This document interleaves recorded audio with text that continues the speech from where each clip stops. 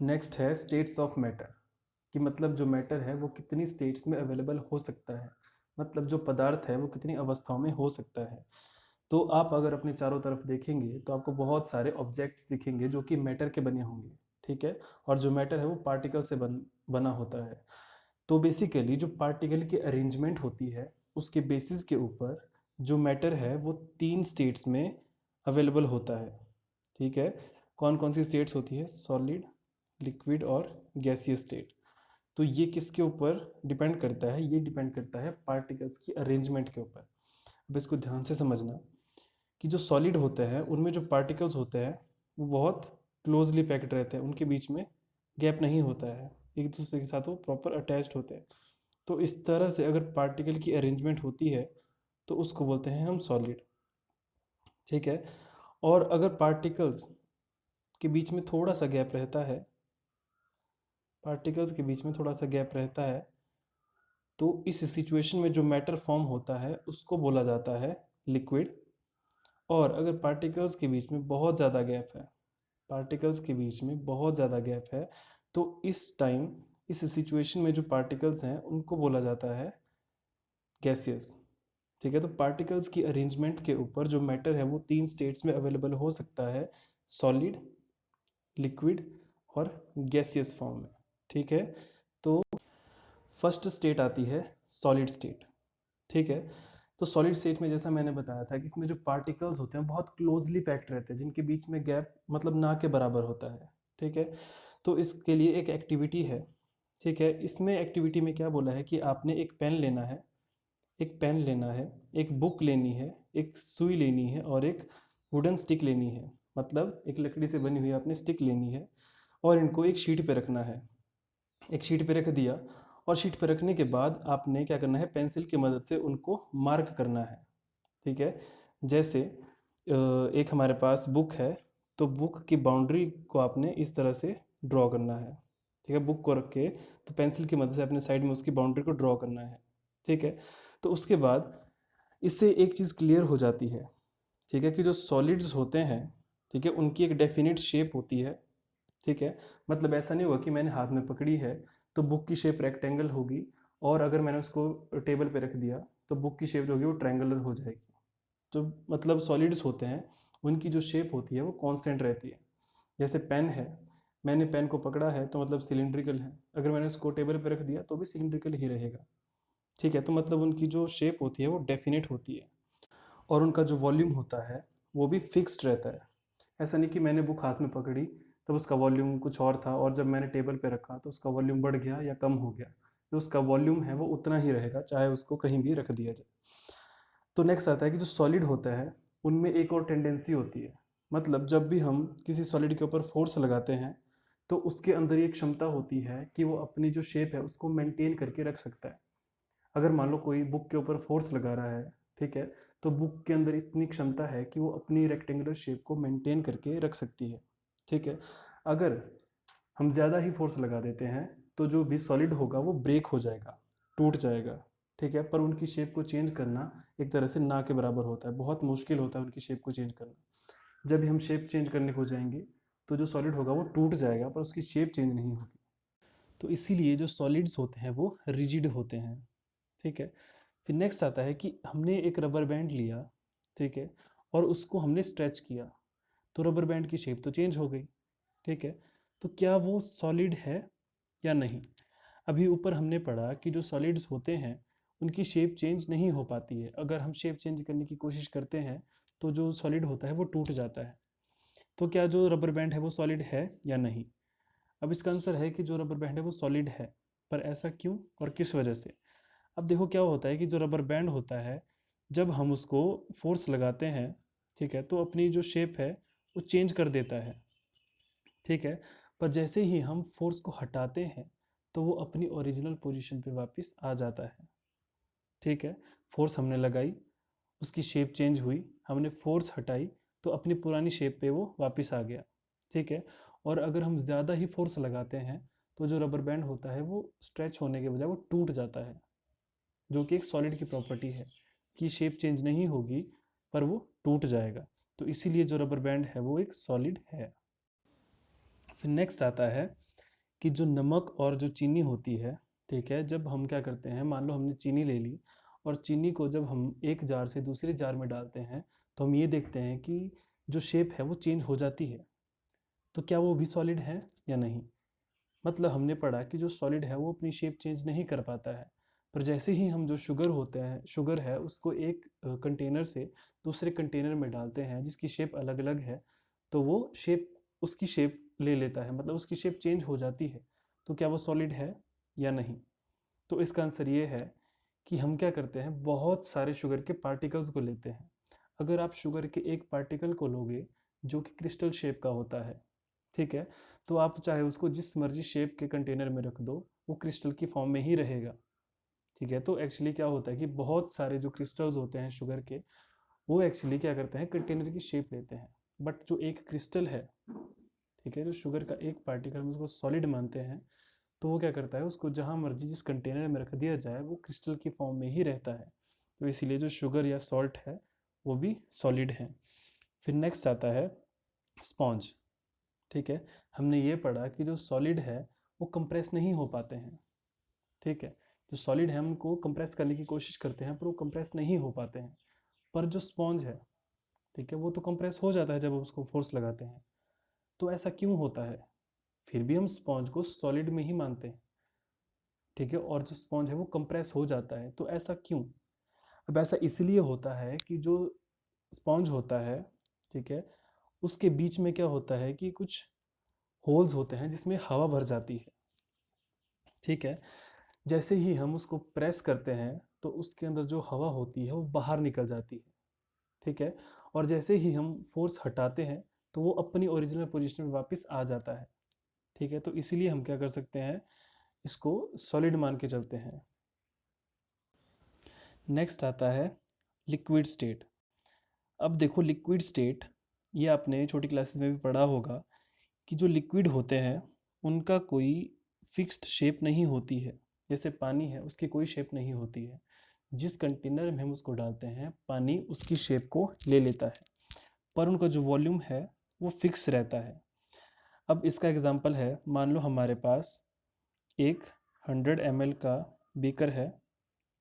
ठीक है, हमारे पास 100 ml का बीकर है और एक हमारे पास है 1000 ml का। ठीक है, तो हमने क्या किया कि इसमें हमने क्या किया कि 100 ml के बीकर में 100 ml ही हमने वाटर डाल दिया। ठीक है, तो इसका वॉल्यूम कितना हुआ, 100 ml पानी का। अब हमने क्या किया, यहाँ से पानी लिया और 1000 ml के बीकर में डाल दिया। ठीक है, तो जब हम इसको बीकर में डालेंगे तो पानी का जो अमाउंट था वो तो उतना ही रहेगा ना। ठीक है, तो जो वॉल्यूम 100 ml था, चाहे उसको जिस मर्जी कंटेनर में डालो तो यहाँ भी 100 ml ही आएगा। तो मतलब जो वॉल्यूम होता है उसका वो कांस्टेंट रहता है, पर उसकी जो शेप है वो वेरी करती है। ठीक है, और जो लिक्विड्स होते हैं उनके अंदर फ्लो होने की एबिलिटी होती है। जैसे ही हम पानी को नीचे फेंकते हैं तो वो फैलने लग जाता है, मतलब फ्लो करने लग जाता है। ठीक है, और उसकी जो शेप है वो भी चेंज हो जाती है। तो इनको हम रिजिड नहीं बोल सकते हैं। ठीक है, तो इन जो वाटर है या जो लिक्विड्स हैं इनको हम रिजिड नहीं बोल सकते हैं। तो इनको हम क्या बोल सकते हैं, इनको बोल सकते हैं हम फ्लूइड। ठीक है, अब फ्लूइड क्या होता है? फ्लूइड ऐसे सब्सटेंसेस होते हैं जिनके अंदर फ्लो होने की एबिलिटी होती है। The substances which have ability to flow are known as fluid. ठीक है, अब देखो क्या होता है कि जो सॉलिड और लिक्विड्स होते हैं, ठीक है, वो लिक्विड्स के अंदर डिसॉल्व हो जाते हैं, मतलब डिफ्यूज हो जाते हैं। ठीक है, मतलब लिक्विड के अंदर लिक्विड भी डिसॉल्व हो जाते हैं और सॉलिड भी डिसॉल्व हो जाते हैं। पर क्या गैसेस जो है वो लिक्विड के अंदर डिसॉल्व हो जाती हैं? बिल्कुल हो जाती हैं। जैसे ऑक्सीजन और कार्बन डाइऑक्साइड गैसेस हैं जो वाटर के अंदर डिसॉल्व हो जाती हैं। ठीक है, और जो कि एक्वाटिक एनिमल्स के लिए बहुत ज़रूरी होती हैं। जो एक्वाटिक एनिमल्स हैं वो पानी में ऑक्सीजन को लेते हैं, और जो एक्वाटिक प्लांट्स होते हैं वो पानी में डिसॉल्व कार्बन डाइऑक्साइड को लेते हैं। तो इससे एक चीज़ क्लियर हो जाती है कि लिक्विड के अंदर लिक्विड, सॉलिड और गैसेस तीनों डिसॉल्व हो जाते हैं, मतलब डिफ्यूज़ हो जाते हैं। अब बात करते हैं कि सॉलिड और लिक्विड में से इन दोनों में से कौन लिक्विड में जल्दी डिज़ोल्व हो जाता है, कौन फास्ट डिज़ोल्व हो जाता है। अब देखो, इसके कंपैरिजन में जो लिक्विड होता है, ठीक है, जो लिक्विड होता है वो सॉलिड के कंपैरिजन में लिक्विड के अंदर फास्ट डिज़ोल्व हो जाता है। अब इसका एग्जांपल है कि हमने एक कंटेनर में पानी लिया, ठीक है, उसमें हमने क्या किया कि शुगर को डाल दिया, शुगर को डाल दिया, और दूसरे कंटेनर में हमने पानी लिया और उसके अंदर हमने हनी मिल्क को डाल दिया, ठीक है। तो आप देखेंगे कि जो मिल्क होगा वो पानी के अंदर बहुत फास्ट डिज़ोल्व हो जाएगा as compare to sugar. Sugar भी डिज़ोल्व हो जाएगी पर कुछ टाइम लेगी डिज़ोल्व होने के लिए। तो इससे एक चीज़ क्लियर हो जाती है कि जो भी लिक्विड्स होते हैं वो लिक्विड के अंदर सॉलिड के कंपैरिजन में फास्ट डिज़ोल्व हो जाते हैं। अब ऐसा क्यों होता है? अब ये होता है पार्टिकल्स ऑफ मैटर की कैरेक्टरिस्टिक्स के अकॉर्डिंग, कि जो भी पार्टिकल्स होते हैं, ठीक है, उनके बीच में ग्रेटर स्पेस होता है, ठीक है। जो मिल्क था वो लिक्विड फॉर्म है तो उसके पार्टिकल के बीच में भी स्पेस होगा, और जो हमारे पास वाटर था उसके पार्टिकल के बीच में भी ज़्यादा स्पेस था। तो इसकी वजह से क्या हुआ कि स्पेस ज़्यादा होने की वजह से वो क्या हो गया, यहाँ पे एडजस्ट हो गए बहुत फास्ट, ठीक है। तो इसी वजह से क्या होता है कि जो सॉलिड होते हैं वो लिक्विड में उतना फास्ट डिज़ोल्व नहीं हो पाते जितना कि लिक्विड लिक्विड में डिज़ोल्व हो जाता है। तो नेक्स्ट आती है मैटर की third state, the gaseous state. अब जैसा मैंने स्टार्टिंग में बताया था कि जो सॉलिड्स के पार्टिकल्स होते हैं वो एक दूसरे के क्लोजली पैक्ड होते हैं, ठीक है, सॉलिड के, और लिक्विड के जो पार्टिकल्स होते हैं उनके बीच में थोड़ा सा गैप रहता है, और जो गैसियस होते हैं उनके बीच में बहुत ज़्यादा गैप रहता है, ठीक है। तो ये सॉलिड हो गया, ये लिक्विड हो गया, ये गैसेस हो गया। अब एक बात ध्यान से सुनना कि जितना ज़्यादा पार्टिकल्स के बीच में गैप होगा उतना ही हम फोर्स लगा के इनको क्लोज लेके आ सकते हैं, ठीक है। तो इसका मतलब इधर से मैं फोर्स लगा रहा हूँ और इधर से फोर्स लगा रहा हूँ, जो पार्टिकल्स हैं वो एक दूसरे के क्लोज आ रहे हैं, ठीक है।